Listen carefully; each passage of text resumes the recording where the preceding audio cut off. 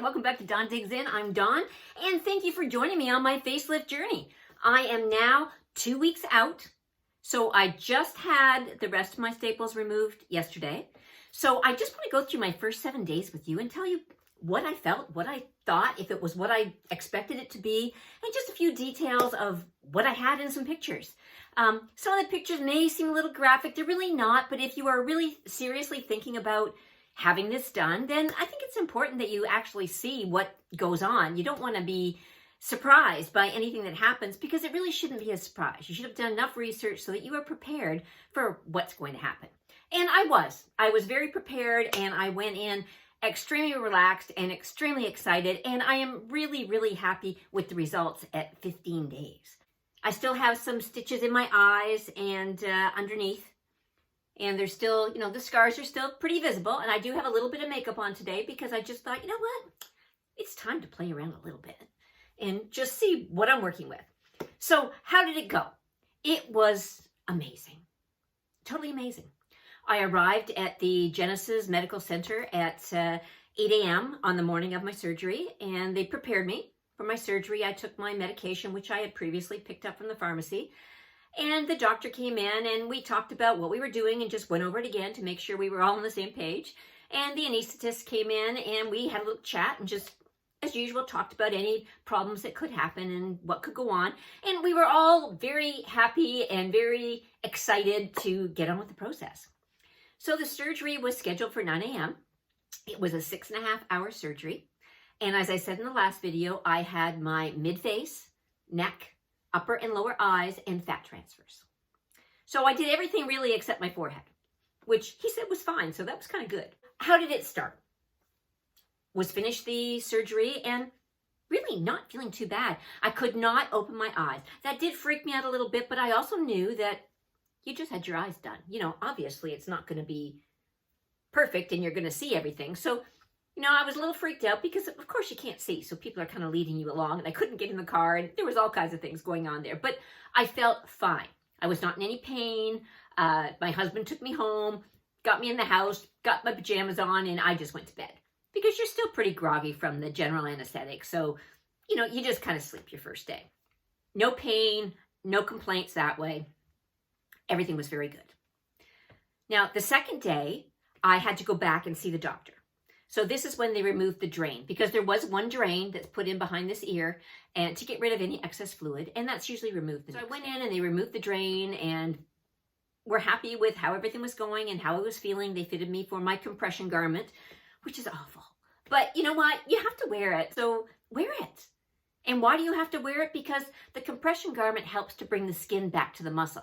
If you don't bring that skin back to the muscle, you're going to end up with laxity down here again. And you don't want that. So it's really important that you keep this on and keep it on tight. And it's 24/7 for as much as you can stand it. I've had it on 24/7 for 2 weeks. I still have like another week to go. And then I think it'll just be in the evening. But you want to wear that as much as possible. And I really am not 100% sure, but I do think that the older you are and the more skin you have, the more you have to wear it. Because I do talk to other people who have said they haven't had to wear one. And I kind of went, okay. But then I'm seeing people that are going, oh my gosh, I'm starting to get a sag again. And I thought, oh, maybe that's because you didn't wear the compression. So I'm just doing what I'm told. I'm following every direction my doctor gave. I have had no hesitation on anything that they have told me to do. So day 2, been to the doctor, back home. Now you're just kind of recovering, right? I still didn't have my eyes open, so I spoke to them about my eyes, and they were like, okay, we need you to soak them. I'm also going to tell you about a few things that I really found were a godsend. Now, I had showed you in my last video that I had made up a little tray with some candles and some books and my ice packs and all that on it, and I thought I was pretty ready to go. That's not what I needed. What I needed were these, okay? These are my insulated brewmate cups. You can get a Yeti, you can get any kind of insulated cups, but these were really invaluable. Why? Because I couldn't open my eyes. I needed to soak them. So I was able to fill these up with warm water. I purchased some gauze pads from Walmart. I just got the Band-Aid brand medium gauze pads. They're nice and thick and really soft. And I just soaked 2 of them into the cup. Put the lid on. That stayed warm all day. So every couple hours, I would take them out, give them a squeeze, soak them on my eyes, try and get them opened. And it was amazing. I had another one that I filled with ice water. Same thing, because you want a hot, cold, right? Because you want to keep your swelling down, so you need the cold compresses as well. So I had one with hot, one with cold. One of the best things I did was using these. So if you're thinking about the process or you're in the process, get some insulated cups, because it's really a pain to be having somebody go and get you hot compacts all the time or get you cold water. It's like you have it and it's good for the whole day and you're good to go. So my husband was amazing.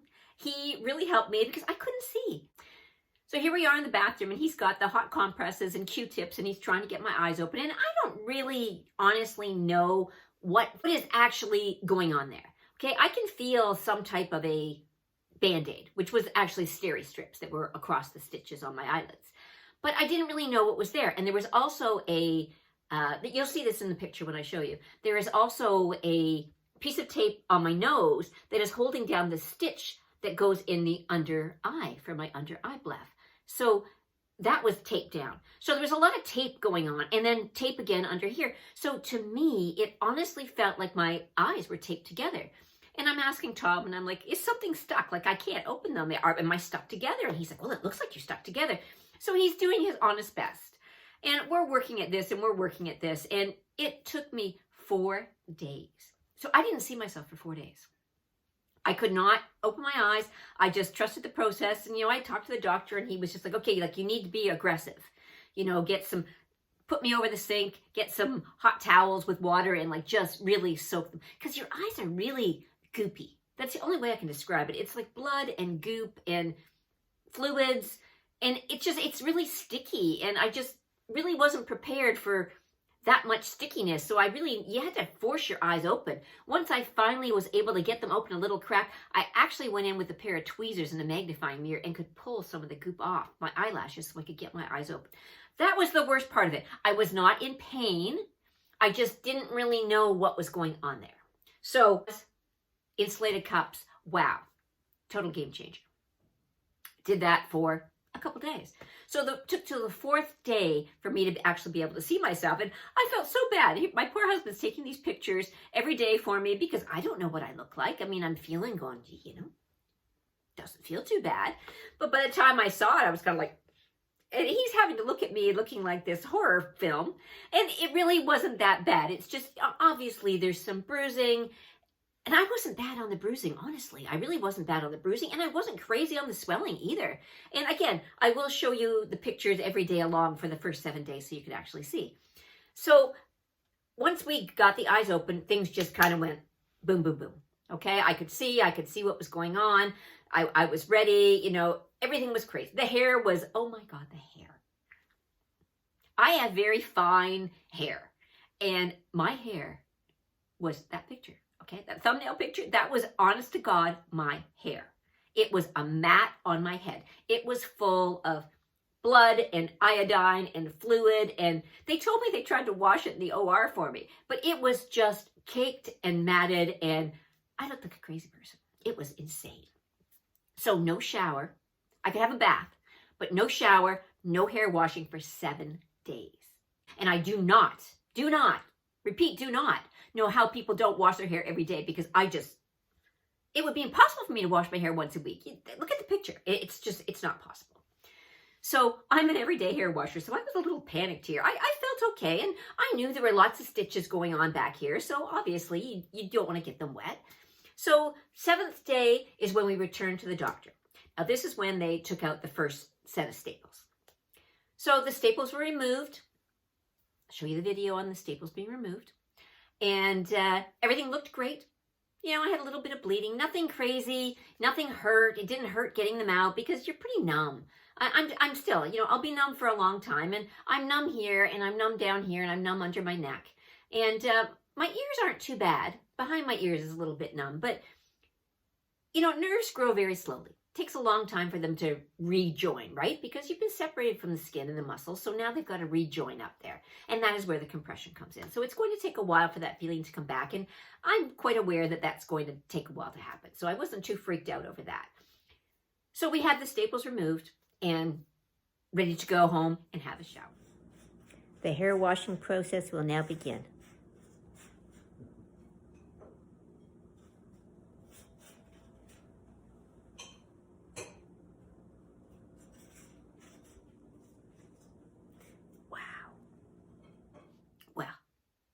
the shower was definitely interesting. We did a conditioning mask on my hair. So poor Tom, we're at the kitchen sink and he's wetting it down and we're slathering the conditioner on, and I wrapped it up in some saran wrap and put a towel on it and let it sit for half an hour because I didn't know how I was going to get through it. So then once the half an hour came up, where we started, right? Trying to comb through. It took me, I'm going to say, an hour to get my hair combed through with the conditioner. Then I finally got in the shower, 3 shampoos, and I still had chunks in it. But, it's the first time that I've actually done it, and I'm not really too sure how hard I can be with doing it. So I just kind of took my time and was as gentle as I could be and didn't want to disturb anything because I still had, stitches or staples down in the back here. So I didn't want to disturb any of them, and they didn't really want a lot of water on the stitches of my face either. So, and there's stitches underneath my chin that are still there. So by the time we got me showered, I was ready for a nap. I napped a lot. I found myself extremely tired. Now, I wasn't sore. I didn't take a lot of painkillers. I took a couple to sleep for the first couple days, and then some extra strength Tylenol. I just found that I was tired. So I did nap a lot, which was fine because your body needs to heal and you really can't do much else. So that's what I did. I just rested and let my body heal itself. So the 7th day was really a changer. Okay, this was the first time that I actually had the shower, got to do my hair, got to blow dry it, got to actually feel like a person. First time I'd actually put some clothes on. I'd just been in pajamas from then because I'm not going anywhere. So I just stayed in my pajamas all week and everything was fine. Eating wise, now the soft diet is definitely a thing. You are extremely tight and your mouth it's hard to open your mouth. It really is hard to open your mouth because it's tight. So I did find that I ate Jell-O, I had protein shakes. They suggested no straw. So I didn't really have any problem with that. So I just had some soft foods. Toast was difficult, so I kind of gave up on the toast and just kind of stuck with the protein shakes and Jell-O for a couple days and some ice cream because you gotta have ice cream, right? So I did that for the first couple days, and then I think we had spaghetti one night and I was able to eat a little bit of that, and it took, I'm gonna say, like I said, I'm at day 15 now, and yesterday we went out for dinner and I struggled through it, but it wasn't terrible. So that has been a learning curve, getting used to chewing again because you are extremely tight in here and your mouth just doesn't want to open a long way. What I found was really helpful is I do have an electric toothbrush that has the small Oral-B head on it, which was great. I didn't have any problem brushing my teeth. And I also have a small water pick. So these are amazing. It's easy to get in and rinse your mouth out because you really can't open it up and spit. So that was great to just be able to stick in my mouth and go over the sink and rinse anything out. So I really use that a lot. So those were kind of the things that I found really important. The water pick, the small toothbrush, and the insulated cups. I used them for the week until my eyes got open. Ice packs. I did do a lot of ice packs. So I would take that compression garment off every couple hours and I would ice. You can ice over top of it, but my ears were the only thing that was sore. And that was because of the staples up here behind my ears. I couldn't wear my glasses. So I couldn't really see too much to do anything. But luckily I have a big TV, so I could see TV, but it was still, your eyes are really sore because they're not open all the way because of the stitches. And, you just kind of have to deal with it, right? You don't expect to be 110% coming out of this because it's going to take a while to heal. And seriously, 15 days. I could go out and people wouldn't even really know I had anything done, unless they actually could see the side of my face and see where my stitches were. I don't think anybody would really notice. Like I said, I do have a little bit of makeup on today, but I really wanted to try something and just feel kind of human again. So I put a little bit on just so you can see that, hey, I don't look as scary as I do in all those pictures. But as a whole, this has been an absolutely amazing experience. It was everything I thought it could be. I never thought that I would look scary when it was done. So I'm really happy with the results. I think I look like me. I just look like a refreshed version of me. I don't feel like anything's crazy. There's still a lot of swelling. There is a lot of swelling in my face and a lot of swelling in my neck. And that will go down as time goes on. And it can take up to a year for all your swelling to go away. So I do ice quite a few times a day, and the ice will help with the swelling. So I'm still on the compression garment and the icing, and I'm going to keep doing that a couple times a day. And I'm going to keep you informed as to where I am in this process. It has been amazing. My doctor was Dr. Reid Chambers from Kawartha Plastic Surgery in Peterborough, Ontario. And he has been really amazing in this whole process.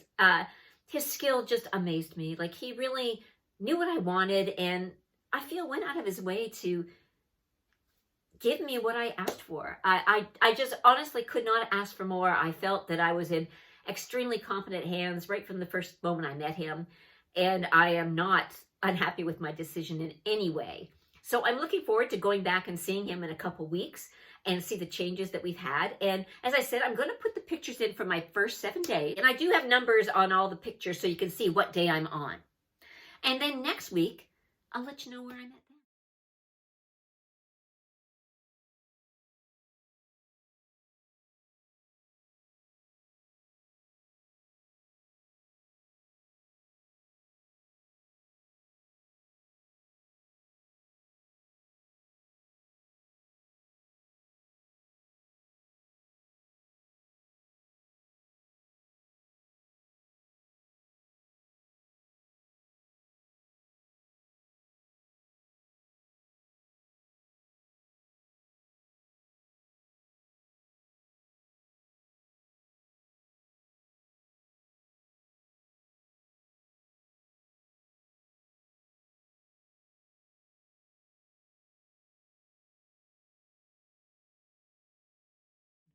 So until I see you next time, I hope you have some great workouts, because I can't work out for another week. So we will see.